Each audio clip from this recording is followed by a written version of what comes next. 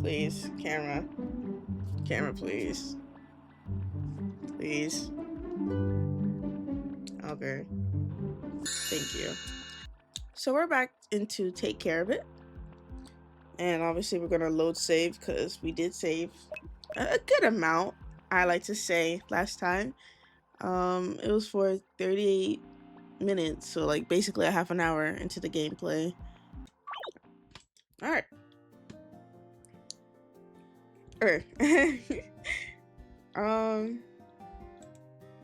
It's click, right? I done forgot. It's click, right? Yeah, it's click. It's click. When you came back out, Austin already turned the lights off and popped the DVD in the disc player. Oh, thank you, Austin. After a long day of hard work, I'm feeling like laughing. This one's the funniest. I could really go for some mindless fun. You saw the movie. It's good. It's generally funny and stupid in all the right ways. The laughter feels effortless. Your mother pokes her head out of her room at one point, telling you both to keep it down. Shut up, Mom! Silence from you! Okay. You're cut off from talking! Austin muffles his laugh in a pillow, and you do the same. When the credit roll, the room feels comfortably thin. There's a warmth in the air that still lingers after a laughter filled it earlier. That was good. Why haven't I heard more people talk about this one? Hidden gem, I guess. You pause. So I was thinking you should start a weekly movie night or something at your place. You got all that space to yourself. We could make it a group thing. There's this guy in my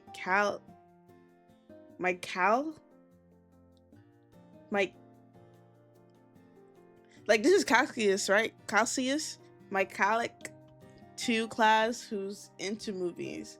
I think his girlfriend would probably come too. Austin hesitates for a fraction of a second before smiling. It's sure enough where most people wouldn't notice, but you do. I know I offered up your place for you. If it's not cool, I can try hosting here. No, it's fine. I think that'd be good. As long as they don't talk over the good parts.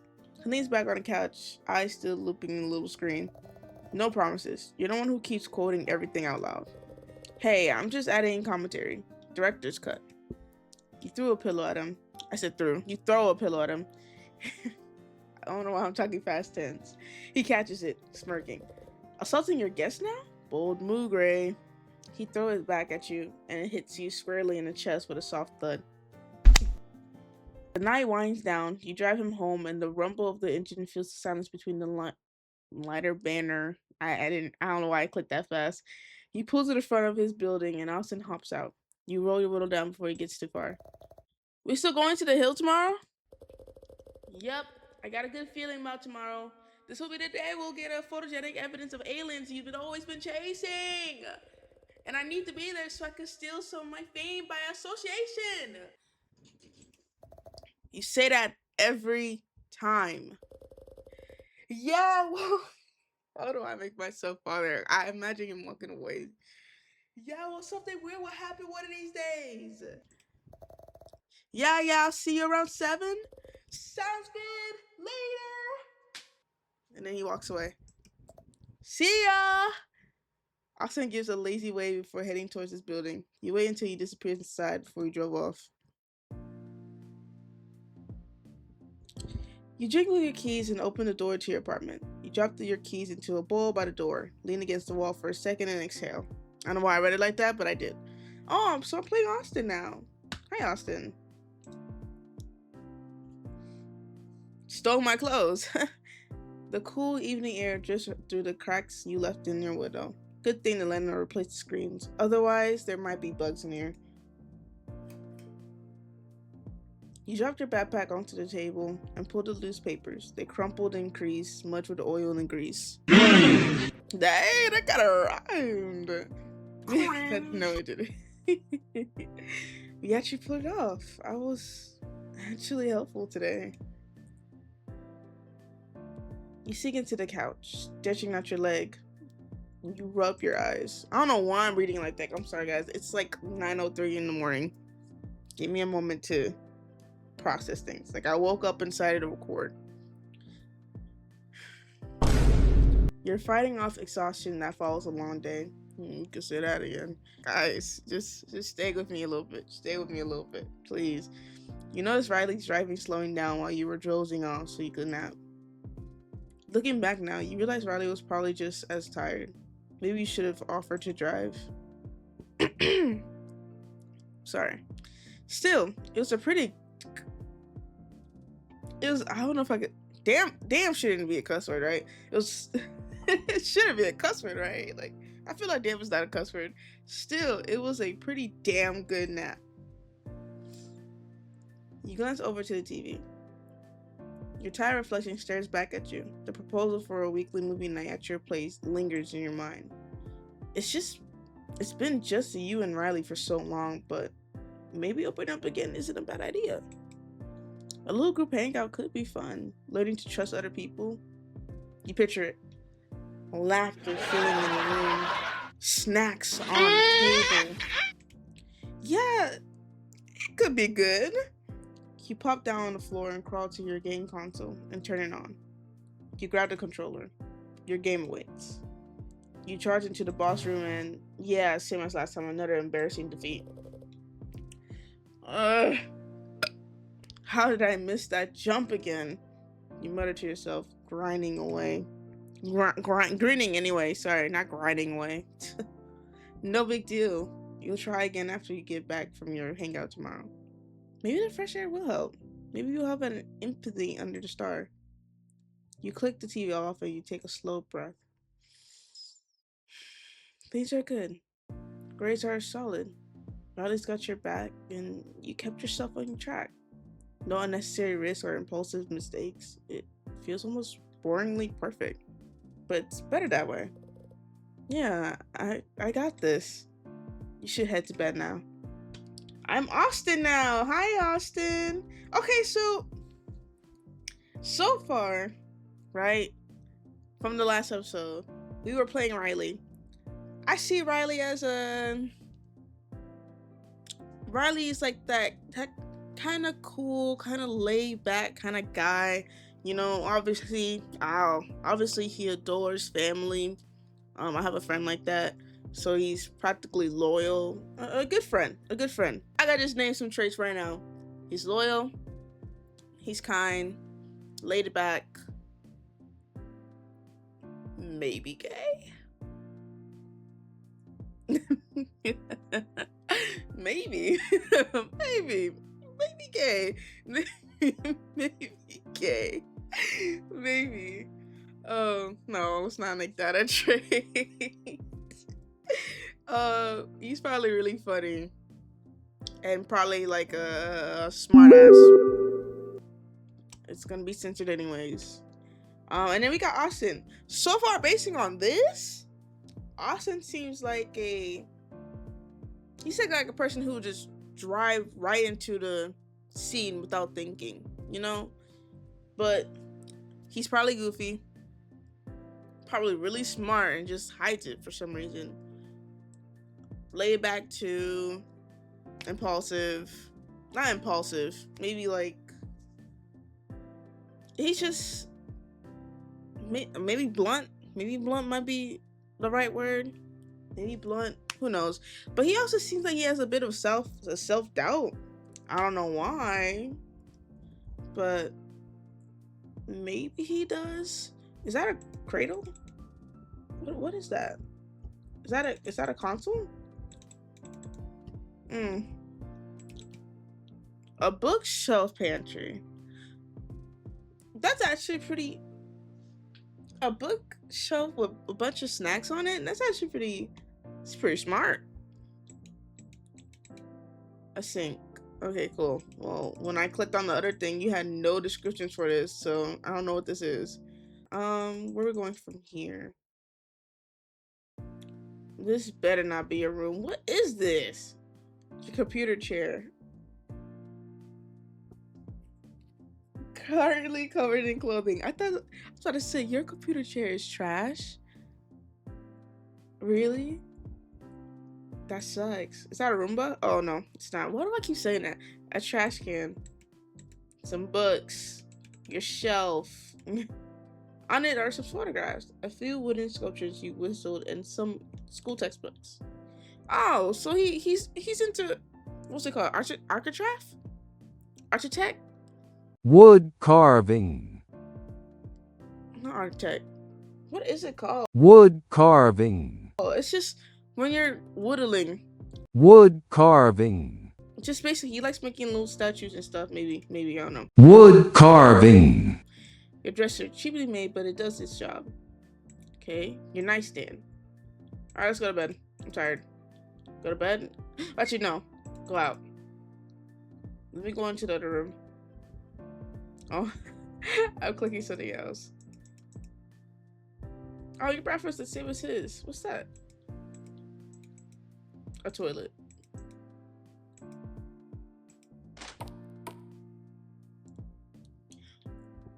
That scared me. That sounds scary. I thought I put myself in a bad situation already. You mean to tell me his bathroom is connected? That's his bathroom. His bedroom is connected to the bathroom? I could have just went over here. Alright, let's go to bed now. I explored everything. You stretch one last time and head to bed, tossing a light blanket over yourself. For the first time in a while, you feel like everything's in place. Tomorrow, that boss is going down. You close your eyes. Sleep comes easy. Oh, there goes that perfectly made bed. When you finally stir awake, the light in your room has already shifted into the warm tones that comes around 1 in the afternoon.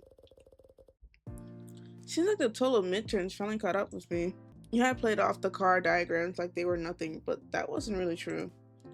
You're not exactly an expert in cars, and trying to figure out which parts could be swapped out, then drawing up diagrams for all of them felt like you signed up for a mechanics exam, on top of the 3 other tests you already had this week. But it seems like all that studying and sleepless nights paid off. Based on his reaction yesterday, you passed his voluntary exam with flying colors. You're pretty sure you passed the other 3 as well. You smile, stretched, and look around. You quickly go through your mental checklist of things you need to get done today before Riley gets here. Make your bed, eat something, sort laundry, get ready in the bathroom, clean off the dining table. That's 5 things. Okay, let's make our bed. You make your bed. Okay, time to sort laundry. Oh, what? Oh, shirt, socks, pants, jeans, underwear. Socks. What the fuck? What? Wow, you correctly sorted 5 pieces of clothing. You incorrectly sorted 0 pieces of clothing. Okay, thank you. Timing me like that was horrendous. Okay, let's leave. I forgot what the rest. You said sort the bed, fold the laundry. We'll take a bath. Let's go take a bath. I feel like take a bath was one of them. You know how time for a bath. Oh, okay. Well, my bad. Oh, but you have time to brush your teeth, but not take a bath. Okay, brush teeth, brush hair, change clothes. There. Oh shoot, my bad. Like, this is such a horrifying sound for me for some reason. I don't think there's anything else to do. What, do you need to eat something, fatty? I'm sorry. Try to make something. You start putting by putting on the first piece of bread. Okay. So this is how you make a sandwich, right? This is first the bread, and then you slice some mayonnaise on it with some mustard, and then you add the meat, right? You add the meat, and then you add the lettuce, and then you add the tomatoes, and then you add the pickles, and then you add the cheese, and then the bun. And that's how I make my sandwiches. You're probably thinking, maybe that's not really how you're supposed to make sandwiches, kid. What is wrong with you? Yes, it is, because cheese goes always on the bread. If you're gonna heat your sandwich up, cheese always go on the bread because the cheese will melt down, basically making like a warm BLT, right? The lettuce has to be on top of the meat. It has to be. It can't be underneath the meat. It can't be away from the meat. No, it has to be on top of the meat, right? Then the tomatoes. The tomatoes is part like the juiciest part, But since the lettuce is on top of the meat, it's not really getting into the meat, but it helps the tomatoes stay there, And then the pickles is also juicy, but it's small. I don't know why they added this much penny pickle. They added a lot of pickles, but the pickles also pretty juicy, So why not add two of the juiciest part into one section? I can't have them separated because I know some people like the idea of the pickles being near the bun, right? And then the cheese falls underneath it.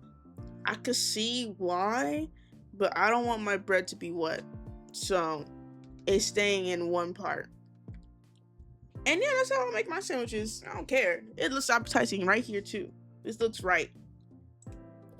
Looks good. It better eat that.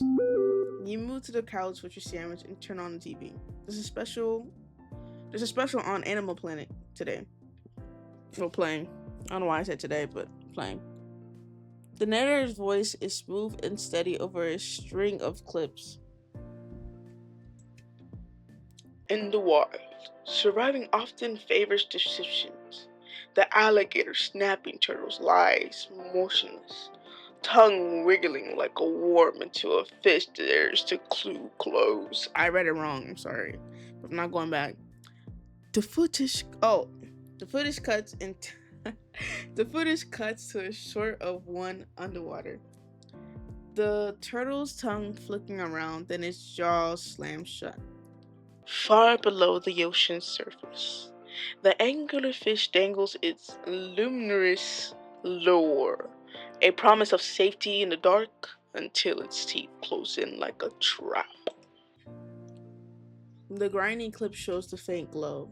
There's a smaller fish drifting closer, hypnotized. Then, with a shake of a camera, it's gone. Others rely on mimicry. The orchard maintains its bodies indistinguishable from a flower, waits still and silent until an unsuspecting insect lands within reach. On screen, the mantis strikes. It folds its prey away in its arm. This man likes watching Animal Planet. I say Animal Planet. Yeah, Animal Planet. Okay, cool. We're ready to go. Let's go. Oh well. Loose papers, you're cleaning off the table. Oh, okay, cool. I almost forgot that. Well, that's everything.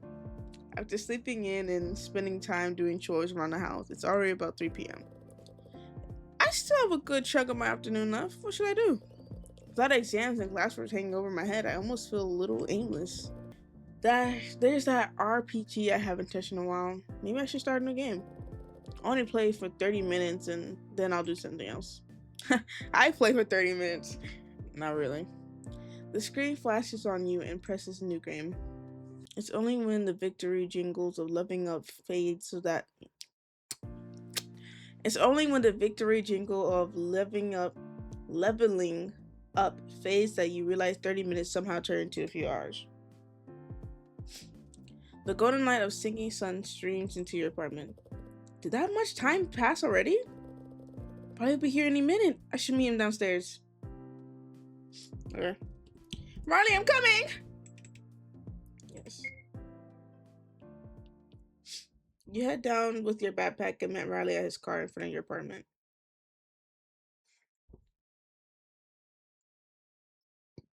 You used to be able to tell when Riley's car was close by the loud rattling you could hear from down the road. But after yesterday's repair, it rolls up to your place like any other car would. The passenger door unlocks with a click. You grab your bag and slide into the seat. Y'all, I'm so sorry for my reading. Riley is sitting there. Hair is half tied up in the back, but several front strands are falling to his face. Hey, how's it go? Hold on. He flips open his phone as he buckled in. Hello? Oh, hey, Steph. Uh-huh. Yeah, sure. I'll pick you up. I'll pick up your shift tomorrow. I need the hours. Yep. Okay. Oh, you feel better? He flipped his phone shut. Work stuff? Yeah, Steph's out sick, so I said I'd cover. I need extra cash anyways. Even if we're out late, I'll power through. You nod and he shifts gears. The two of you roll down the narrow street that leads towards the highway. Okay, now I'm seeing from his point of view, and Riley's kind of fine too. These are two fine best friends, by the way. Before long, Riley's talking again. It's about that forum he's been on since middle school, the one dedicated to crypto sightings. Back then, he used to be obsessed over every blurry photo and shaky cam footage. Now it's more of a habit. You listen as he speaks. His voice is lighting up the way it always does when he's talking about something strange. There's just one thread right now about an imminent vampire takeover, but it's just animals attacking each other. Someone found a pox and called it a ghoul. Hasn't anyone heard of rabies before? There's a passion burning in his eyes. You're about to mention that pox and don't typically get rabies, but hold back. Let me guess. It's the same people who thought the last president was a lizard in a suit. Exactly. Honestly, I think half of them are bored kids with too much free time, or really committed trolls. They might have been onto something though. He was kind of green in the photos, right? The both of you laugh.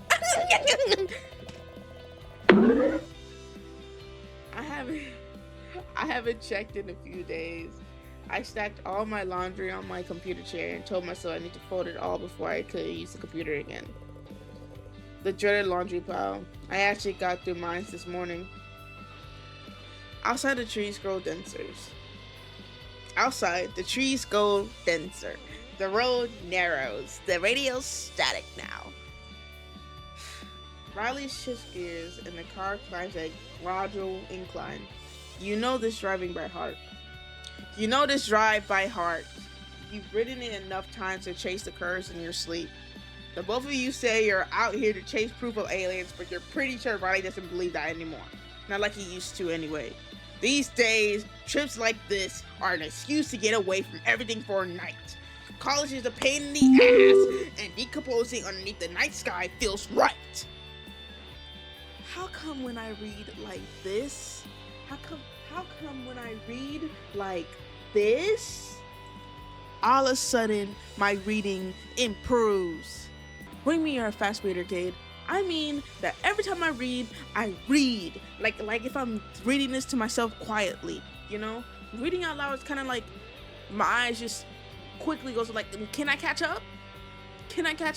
Like damn, like every time I read, my eyes just wants to go to the last word. Like I know we understand this. I understand what's going on, but like I have to read it to you. Can we not read? When he first started dragging you out of places like cornfields and cow pastures, it was easy to laugh it off. Just Riley being Riley, hunting for cosmic signs. He came because he asked, because he needs someone to believe in him, even if you didn't really believe in any of it. At least that's what you told yourself back then. Maybe that's when you realized how much he needed you, and how easy it is to lead on that. You watch the highlights sweep over the empty road ahead. Riley turns down an unpaved path. The car rumbles beneath you. The two of you always call this place the hill. It's something special, but it's the high enough to see the distant tree line and unobstructed view of the sky. Out here, far from the noise and glow of the nearby towns, the stars felt closer. The fog signal was bad out there too, so while the two of you hung out there, it felt like the world became just the two of you and the unending stretch of space. Oh, we're in the music cut out. By the time you reach it, the sun dipped low behind the timeline. You made it. Finally. A few broken fences leaning in the distance, remnants of whatever plans someone had once had for this place. Bear with me. Whatever it was meant to be was abandoned a while ago. The car and I don't like how there's no music. The car engine sputters, then quiets down. You sit there for a moment and listen to the tick of the cooling metal.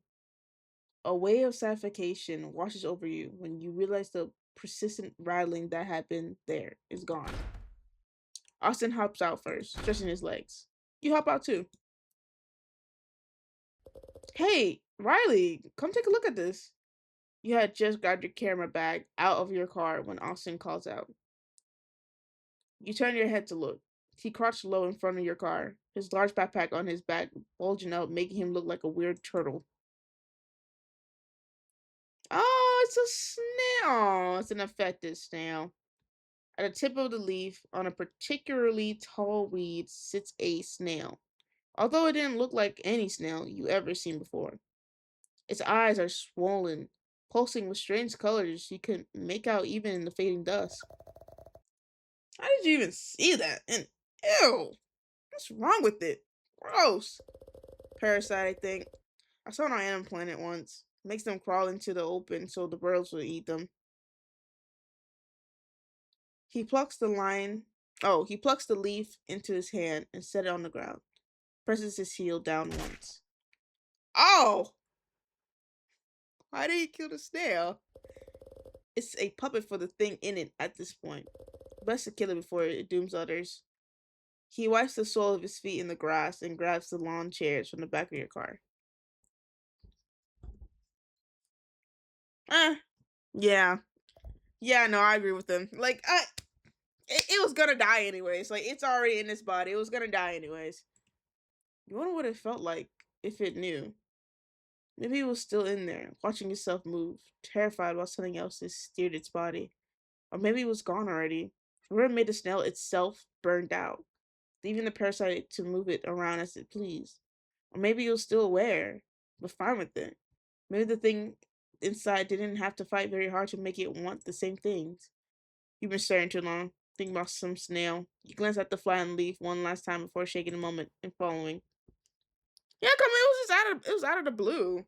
By the time you catch up, Austin already plopping open the chair. The two of you settled in, chairs angled just the right to look up at the night sky. I'm just gonna read very slowly because this is getting aggravating. It's a peaceful night.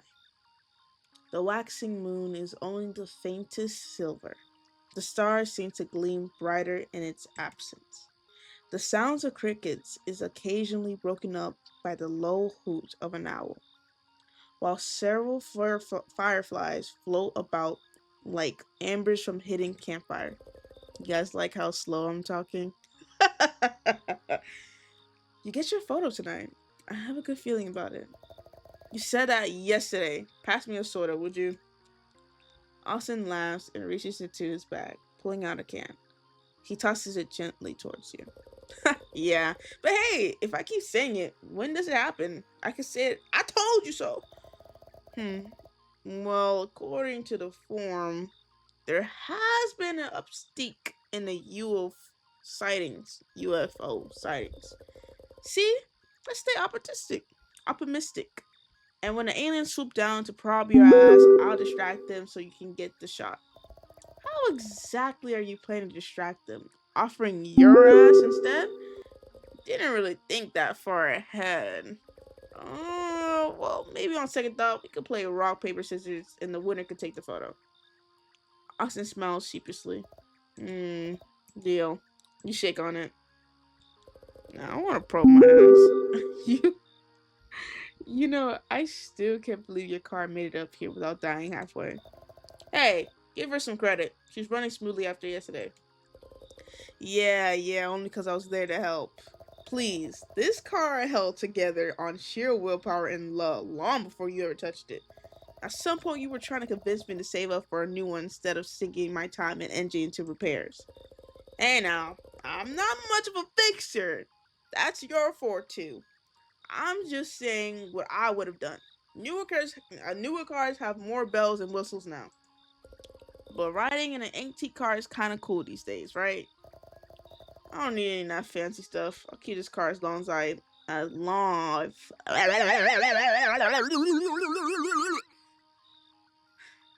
I'll keep this car alive as long as I can. You pause. But sometimes I wonder, is it bad to keep my dad's memory through his car? Am I holding myself back from moving on? It's not a bad thing to be sentimental, but I guess there's also value in knowing when something is too far gone to be repaired, like your air conditioner. I'm just saying, man, character doesn't mean mold smell. Replacing or fixing the AC is a whole ordeal. You know this. You even wrote about it on one of your diagrams. If it bugs you that much, you're free to walk home, you know. In this cold? Nah, for now I could just roll down the window. He leans back in his lawn chair with his hands behind his head. Anyways, I was just trying to remember the constellations that you were telling me about last time. I can't find the moose lobster hybrid? Is it that cluster of stars over there? Capricorn? It's supposed to be half gold, half fish, half hybrid. Oh, no. Half gold, half fish hybrid. It's even weirder than the moose lobster. Is it really? And also, it's not invisible this time of the year. You look at the cluster of stars Austin's pointing at. I don't think that's any particular constellation. Okay, well, whatever. When was the last time anyone had made a constellation? It's about time we had a new one. I vote lobster. Big claws, little tannin, the new noble creature of the cosmos. Ah, yes. The ever-lovable space crustacean. Maybe lobsters are from another planet and we've been eating aliens this entire time. Dude, I gotta let the people on the forum know. This is huge.